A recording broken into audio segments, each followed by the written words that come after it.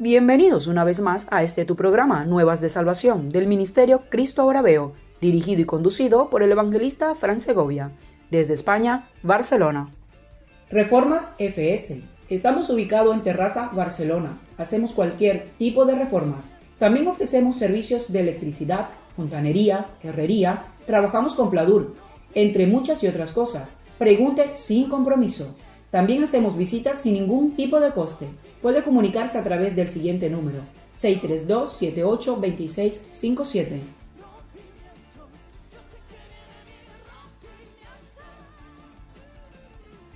Pescadería F&G, el mejor pescado de Maracaibo. Te lo raspo y te lo sirvo. Estamos ubicados en el sector La Rinconada, en la esquina de Los Cachos, frente a ¡Qué Moñongo! Ven y disfruta de este fresco pescado y acompañado de la mejor yuca.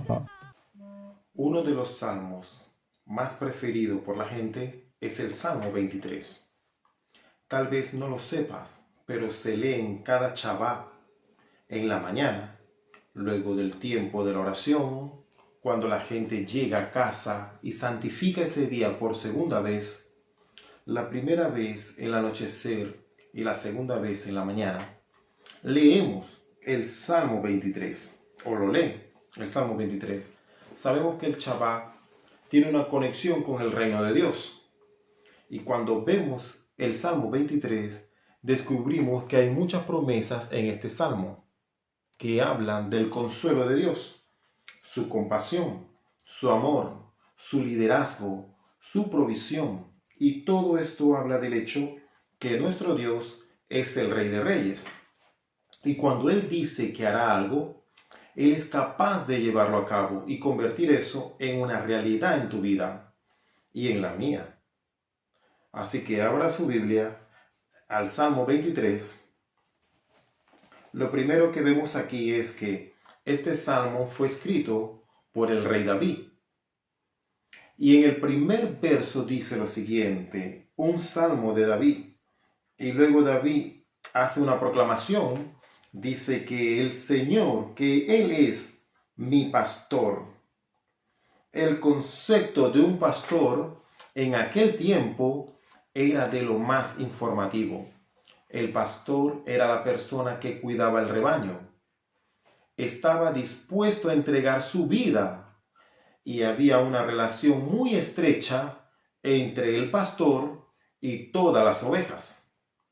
Como saben, el Mesías enseñó que las ovejas pueden discernir en la voz del pastor y sabían que si se mantenían tan cerca de ese pastor habría protección y él los guiará o los guiaría a una buena una provisión que les dejaría satisfechas.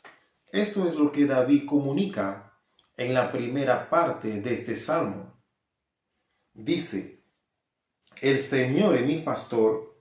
Y si tu Biblia dice nada desearé, es una traducción imprecisa.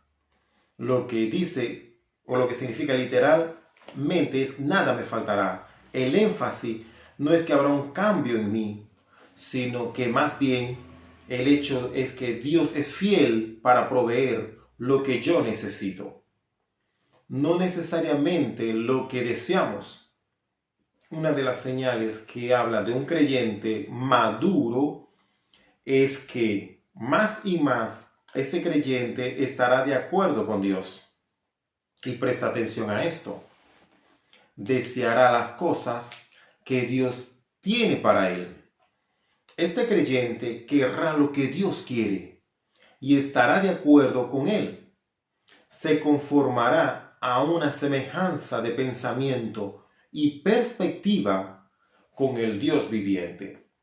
Así que es cuando, aquí está la conexión con este verso inicial, es cuando nosotros oímos, obedecemos, respondemos al pastor, que vamos a encontrar bajo su liderazgo que no habrá nada que realmente nos falte.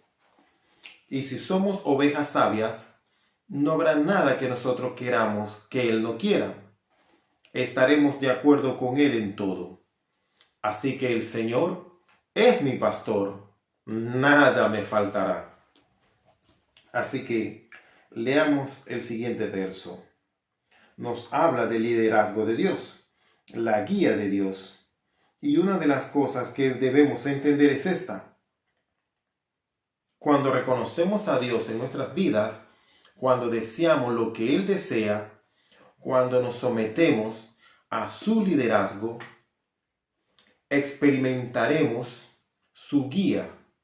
Si no nos interesa su liderazgo, no lo experimentaremos a Él, guiándonos, liderándonos a esos hermosos lugares.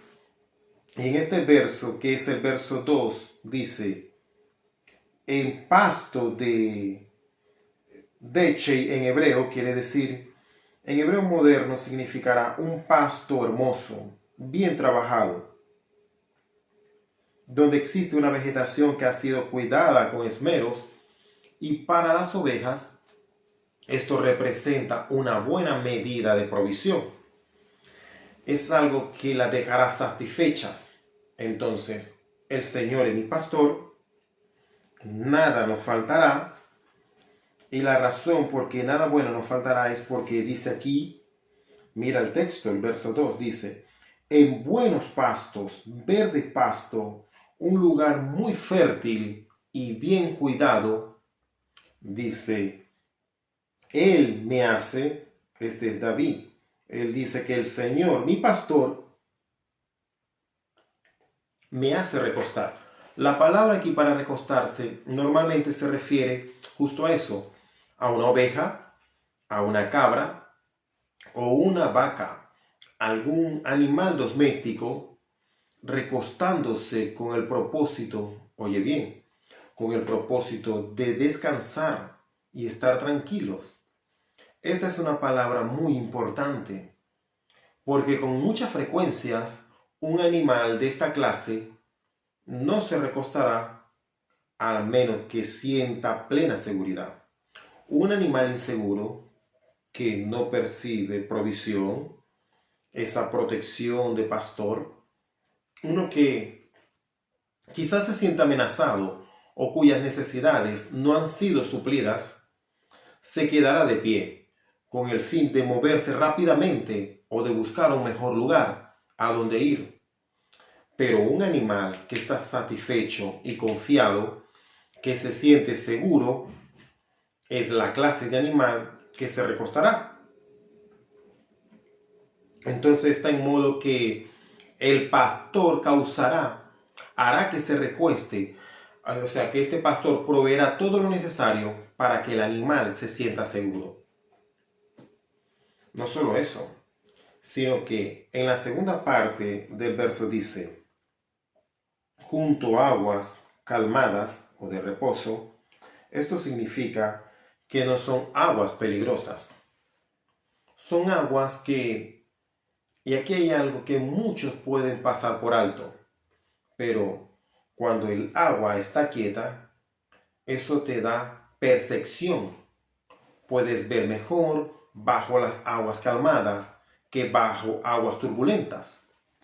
Por lo tanto, Él nos guía por aguas que no representan riesgos ni peligro. Entonces allí el animal podrá ver fácilmente si se presenta alguna amenaza. Del mismo modo, él no tiene por qué preocuparse de entrar al agua y ser arrastrado por la corriente. No hay peligro alguno allí. Entonces, en este pasaje de las Escrituras, este verso en particular nos muestra que junto a aguas de reposo o aguas calmadas, Él me guiará o me guía. Estas cosas en su mayor parte nos hablan de elementos físicos. Aunque hay matices emocionales, podemos hablar de cómo nos sentimos internamente. Estos versos tratan de lo que Él provee, de nuestras necesidades físicas. Y noten algo más. Cuando avanzamos al siguiente verso, vemos aquí, mi alma. Ahora estamos hablando de un aspecto más espiritual. Mi alma, Él restaurará o confortará. Este término habla de regresar a la condición espiritual. En otra palabra, conforme a la intención original de Dios. Así es como Dios obra en la vida de su pueblo de pacto. Él se mueve con el fin de restaurarnos de vuelta a su plan original. Hay algo que debemos preguntarnos y es lo siguiente: ¿estoy interesado en el plan de Dios para mí? ¿En sus intenciones, sus propósitos? ¿En la razón por la cual Él me creó, me formó? Son todas estas cosas las que me motivan a levantarme en las mañanas, al salir a trabajar, sirviéndole, siguiéndole y siendo yo su hijo. Entonces, Él es un Dios que nos restaura de vuelta a su plan original. Una vez más, mi alma Él restaurará. Y una vez más dice, me guía y me conduce en sendas. Está en plural, en sendas. Y el plural es usado aquí para demostrar que una multiplicidad son sendas o caminos. ¿Cuál es la siguiente palabra? Justicia. Sendas de justicia. Debemos caminar por estas sendas donde quiera que vayamos y en lo que sea que hagamos. Aquí hay algo que quizá el texto nos quiera decir, que sea cual sea el camino por el cual Él nos conduce, debemos seguir haciendo obra de justicia.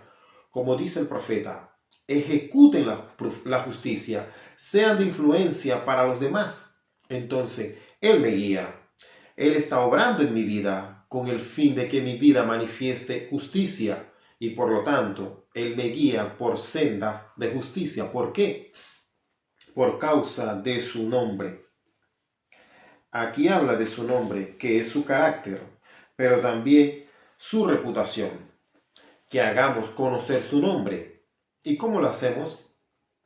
Cuando ejecutamos la justicia comportándonos de un modo que produce un modo de justicia en toda circunstancia en la que nos hallamos.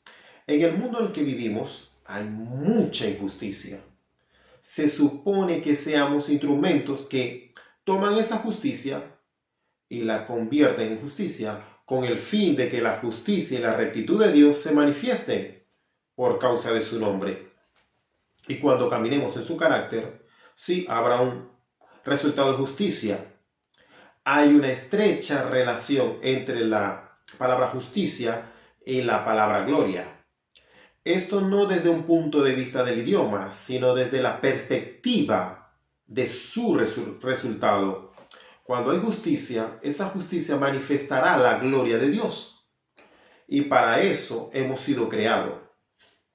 Fuimos creados la primera vez, el pecado interfirió con esto, pero luego al nacer de nuevo, con esta nueva vida, con esta regeneración, podemos una vez más ser instrumentos que reflejan la gloria, el carácter y la verdad de Dios. Así que continuemos. Verso 4 dice, empieza con esta palabra, gan en hebreo, que puede significar, en cierto caso, es un sinónimo del hebreo afilo, que significa aún o incluso. Entonces, dice, aún si ando o debido a que ando, el verso 4 dice, esto puede hablar de un resultado que el mundo coloca sobre un individuo fiel. Porque es cuando camino guiado por Él, que a veces estaré andando, o que dice aquí, dice lo siguiente, aunque ande en valle, en este caso, para sombra, dice, aunque ande en valle de sombra, está hablando de un valle de sombra, de Mavet, de muerte. Entonces, en mi andar, Dios me guiará en ocasiones por circunstancias muy peligrosas. Me hará entrar en los dominios del enemigo. ¿Por qué razón? Porque tengo una visión, una misión. Él quiere usarme en medio de esas tinieblas con el fin de manifestar la luz para ser la fuente, un instrumento de revelación. Así que Él dice que en ocasiones andaré en el valle de sombra de muerte. Pero si Dios está guiándome allí, puedo tener, no te lo pierdas, puedo tener seguridad. Quiero hacer una pausa y enfatizar que uno de los mayores beneficios que tenemos como creyente bajo el pacto de Jesucristo, creyentes que hemos entrado en ese nuevo pacto a través del Mesías Yeshua. Por medio de ese pacto podemos tener, y yo notaría esta palabra, es una palabra que nos impulsa a ofrecer acciones de gracias a Dios continuamente, todos los días. Y esto es que puedo tener seguridad. Esta seguridad producirá y traerá confianza a mi vida en cuanto a la fidelidad de Dios. Y lo diré de nuevo, es de máxima importancia que cada creyente aprenda esto. Dios nos da seguridad. Y esa seguridad viene cuando le digo sí a Él, cuando confío en Él, creo en Él, cuando mi vida está basada en sus fieles promesas. Las creo y estoy seguro de ellas. Dios nos dice una cosa y luego hace otra. Dios nos dice, este es mi promeso, pero en realidad yo nunca haré esto por esta persona. No. Cuando Él habla, podemos estar seguros de su veracidad. Y esa seguridad producirá en mí confianza y en ti también. Pero esto es lo que debemos recordar. No se trata de una confianza en ti mismo. Eso es necedad. Se trata de confianza en la fidelidad de Dios, en que puedes depender de Él. Por eso dice antes, aunque ande yo, ¿en dónde? En valles de sombra de muerte, no temeré mal alguno.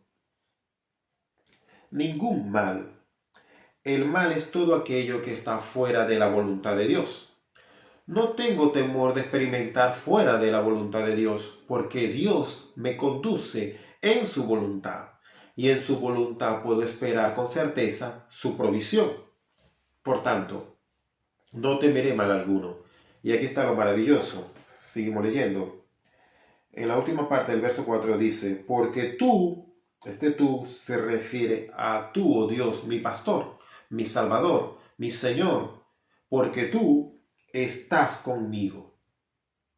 Noten esto. No malinterpretemos ni apliquemos mal el texto. Porque lo que está diciendo aquí no es que donde quiera que yo vaya, Él estará conmigo. La palabra de Dios no dice eso.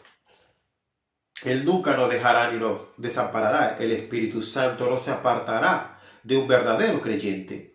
Pero uno puede hacer que el Espíritu Santo deje de obrar en nuestras vidas si caminamos en desobediencia. Ahora, pero el Espíritu Santo sí se moverá, pero para traer conciencia, convicción de pecado y conducirnos al arrepentimiento. Pero el Espíritu Santo no nos bendecirá, ni nos proveerá, ni nos consolará. No hará nada de eso cuando estamos en medio de la desobediencia, caminando fuera de la voluntad de Dios. El Espíritu Santo se moverá y estará. Aquí está la clave. Cuando dice, tú estás conmigo. Cuando tengo la seguridad, las bendiciones y la provisión de Dios, cuando sé que Él está conmigo, cuando yo estoy en su voluntad, deseando, anhelando cumplir su propósito, solo cuando ese es mi deseo, el cual debería ser el deseo de todo creyente, el texto habla de que nuestro corazón sea establecido por Él. Y cuando yo tengo un corazón que ha sido establecido por Él, lo que Él quiere, sus deseos, serán los deseos de mi corazón. Es lo que vemos en las Escrituras cuando dice, Él me dará, Él pondrá en mí sus deseos. De modo que tendré en mi corazón los deseos que le pertenecen a Él. Cuando ese es el caso, no solo desearé su voluntad y me comportaré de manera que le agrade a Él, sino que seré receptor y podré tener confianza en la provisión de Dios. Y por lo tanto, tal como dice aquí, no temeré mal alguno, porque tú, dice, tú estás conmigo. Tu vara y tu callado, bien. Esta primera palabra cheve significa vara o callado. Son sinónimos realmente. Algunas versiones lo traducen de una manera inversa, pero no hace ninguna diferencia, porque estas palabras se relacionan con un cayado, una vara o algo en lo cual podemos apoyarnos en busca de soporte. Si estamos cansados, nos brindará apoyo. También puede ser un instrumento de defensa, puede ser un arma de guerra, de ataque, y también puede ser un instrumento de disciplina sobre estas mismas ovejas. Lo que dice aquí, cuando utiliza estas dos palabras, tu vara y tu cayado, ellas me infunden aliento, o como leemos aquí, mira lo que dice, tu vara y tu cayado me consuelan.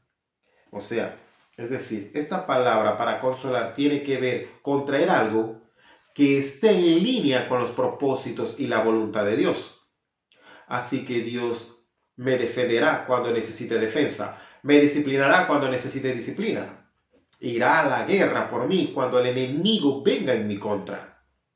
Todo eso, Dios con su vara y su cayado nos brinda su consuelo porque Dios los usa para ministrarme y para obrar en mi vida, saliendo a la batalla en mi situación, de modo que Él me conduzca a donde Él quiere que yo esté. Veamos ahora el versículo 5. Y quiero traducir este verso 5 de manera muy literal. Y dice así. Literalmente dice, tú preparas o tú arreglas, y probablemente sea mejor decir, tú arreglas delante de mí, ante mí, una mesa. Tú preparas delante de mí una mesa. Significa en contra o delante. Y lo que quiere decir es esto. El enemigo, leámoslo todo. Normalmente se traduce, adereza mesas delante de mí, en presencia de mí, de mis enemigos. En plural. El mensaje es el siguiente. Cuando los enemigos, y está en plural porque son muchos, múltiples, cuando los enemigos están en mi dominio, donde yo estoy, en mi ubicación, eso no debería causarme temor, no debería hacerme sentir fracasado y deseando huir en derrota, sino que podemos estar seguros de que Dios todavía puede administrar y proveer lo que Él puede nutrirnos en medio de todo esto. Y algunos dirían que esta mesa tiene que ver con un banquete, no solamente una comida sencilla, sino que puede estar relacionado con el concepto hebreo de que es un banquete muy importante, una comida que tiene un propósito. Así que el mensaje es este. Aun cuando los enemigos me rodeen, eso no es causa de ninguna manera, y quiero decir una vez más, eso de ninguna manera impide que Dios me provea y haga lo que Él quiere hacer en mi vida. Por tanto, leemos lo siguiente. Preparas delante de mí la mesa en contra o en presencia de mis enemigos, y tú me unges con aceite. Esta palabra para ungir tiene que ver con derramar aceite de forma muy abundante. Está relacionada con la grosura de la tierra. Se usa de esa manera solo para hablar de abundancia, de lo que es bueno. Y el propósito aquí no es tanto lo que usualmente pensamos o escuchamos el concepto de unción, que somos ungidos por el Espíritu Santo, o que seamos empoderados, provistos, iluminados, pero que Dios hace todas esas cosas. Pero aquí lo que Dios está diciendo con este concepto de unción no es tanto la unción del Espíritu Santo para un propósito ministerial, sino su unción en este contexto habla de ser ungido para recibir consuelo. Es tener ese aceite, esa fina fragancia que desciende sobre tu cuerpo. Se siente bien, te conforta físicamente y también emocionalmente. Es además un ungüento que te restaura. Lo que el texto está diciendo aquí es que aun en medio de los ataques del enemigo, Dios todavía puede bendecirnos, proveernos, mostrarnos ese placer abundante que Él derrama sobre nosotros. Aleluya. Así que unges mi cabeza con aceite, y noten que el contexto aquí dice cos, revía. Cos es una especie de vasija, un recipiente que contiene algo. Quizá tu Biblia dice mi copa, y es una copa que la mejor manera de expresar sería está saturada. Por eso tradicionalmente se dice mi copa está rebosando. Habla de la abundancia de la provisión de Dios para hacernos sentir el amor de Dios, el cuidado de Dios, la provisión de Dios que satisface.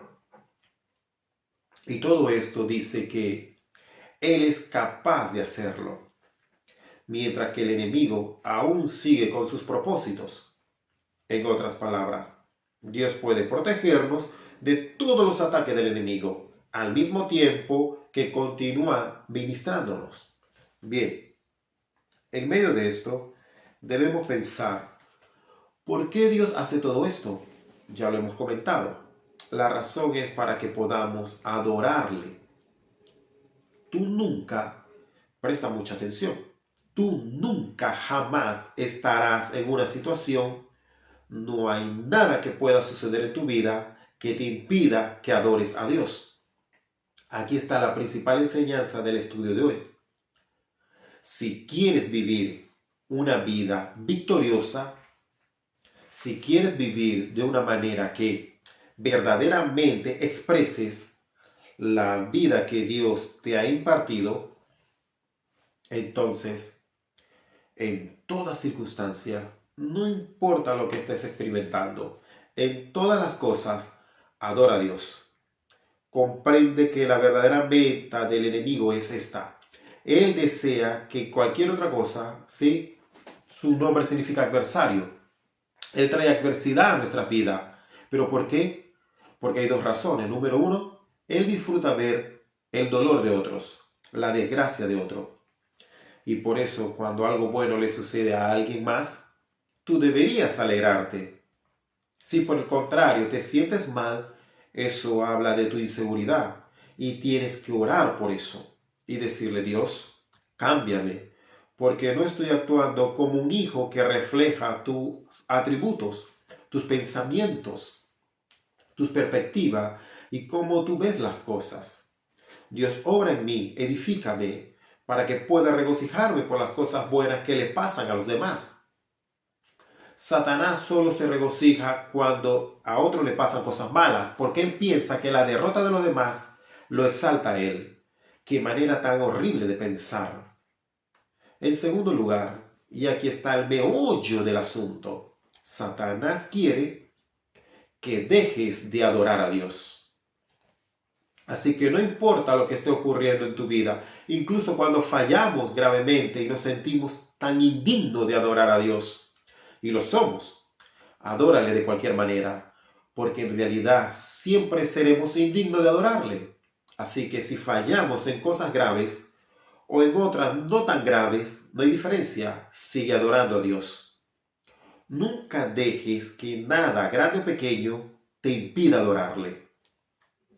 Si puedes llegar al final de tu día diciendo, adoré a Dios, le alabé, le di gracia. Sí, estoy sufriendo, sí, me falta esto, lo que sea. Si continúas adorando a Dios, vas a ver el poder de Dios entrar en tu vida para traer un cambio en tu circunstancia. Y podrás tener un gran testimonio por la obra de Dios para compartirlo con otros.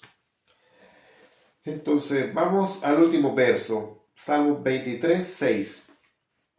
Dice, la palabra hebrea es aquí ag.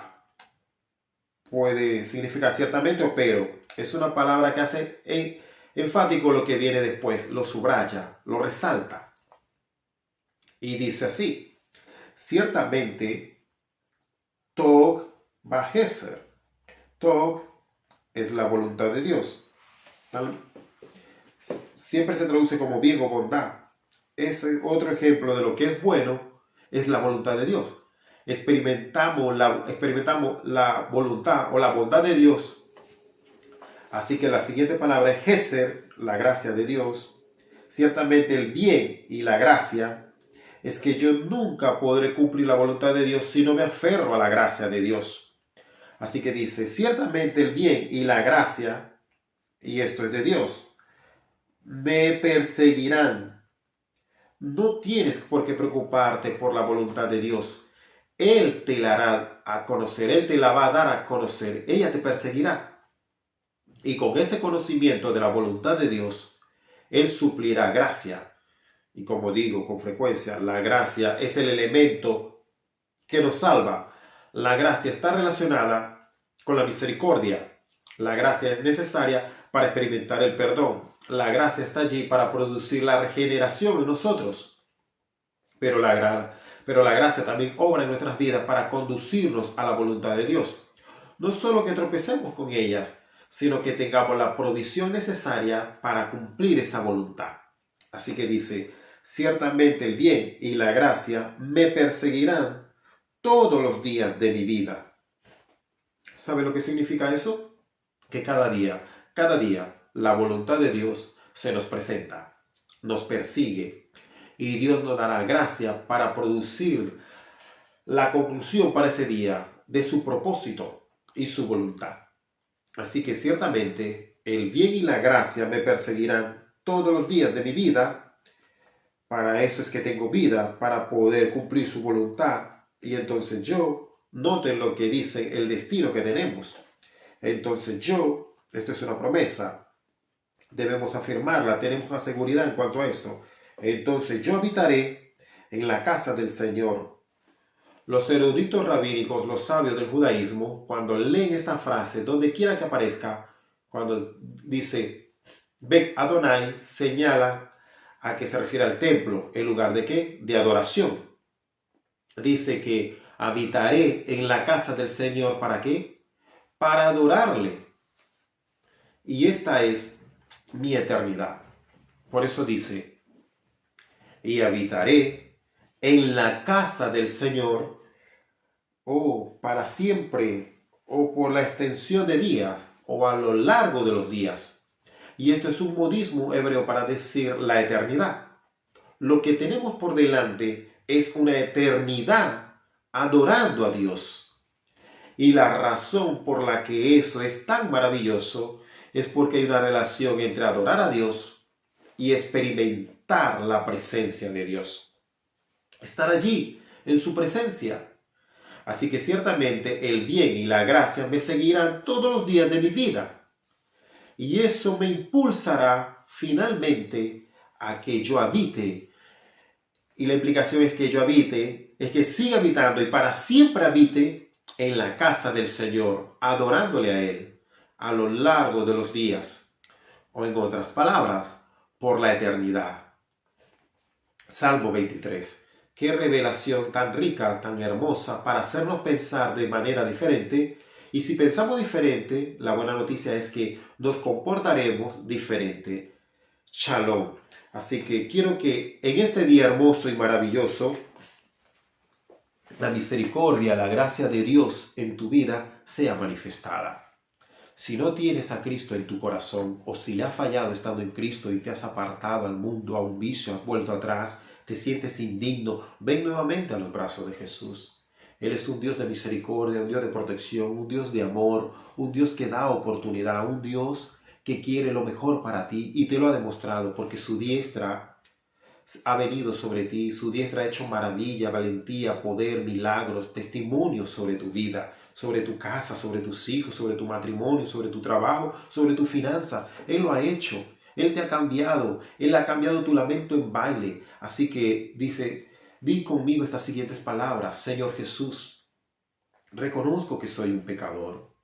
Reconozco que he fallado. Necesito de tu gracia. Necesito de tu sangre, de tu poder. Necesito de tu misericordia. Perdóname. Límpiame de mis pecados. Yo me arrepiento de lo que he obrado mal, de lo que he hecho delante de ti. Perdóname porque aún he dado mal testimonio. Úsame poderosamente. Ven, Espíritu de Dios, mora en mí. Guíame. Guíame a esas aguas de reposo, buen pastor. Escribe mi nombre en el libro de la vida. Quiero servirte por toda la eternidad. Quiero adorarte en espíritu y en verdad. Quiero ser un verdadero adorador. Quiero ser luz en medio de las tinieblas, Señor. Quiero ser testimonio del poder vivo de Dios. Shalom. Bendiciones si has hecho esta oración. Que el Señor te bendiga rica y poderosamente. Has pasado de muerte a vida. Bienvenido a la familia del Cordero de Gloria. Bienvenido a la familia. Bienvenido al reino de los cielos. El Señor me les bendiga rica y poderosamente. Y aquellos que se encuentren enfermos en esta hora reciban sanidad. Aquellos que deseen empleo reciban empleo. Aquellos que estén atravesando por cualquier circunstancia reciban respuesta del cielo. Liberación, paz. El shalom, la paz que sobrepasa todo entendimiento en vuestras vidas. El Señor me le bendiga rica y poderosamente. Bendiciones. Decían a gran voz: el Cordero que fue inmolado es digno de tomar el poder, las riquezas, la sabiduría, la fortaleza, la honra, la gloria y la alabanza.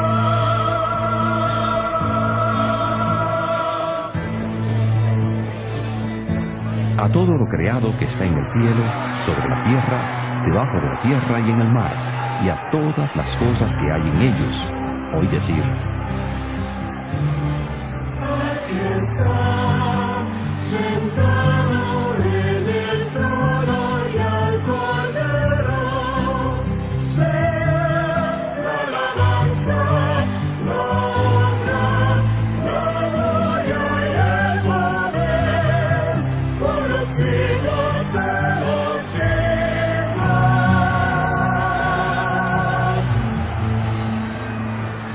Los cuatro seres vivientes decían: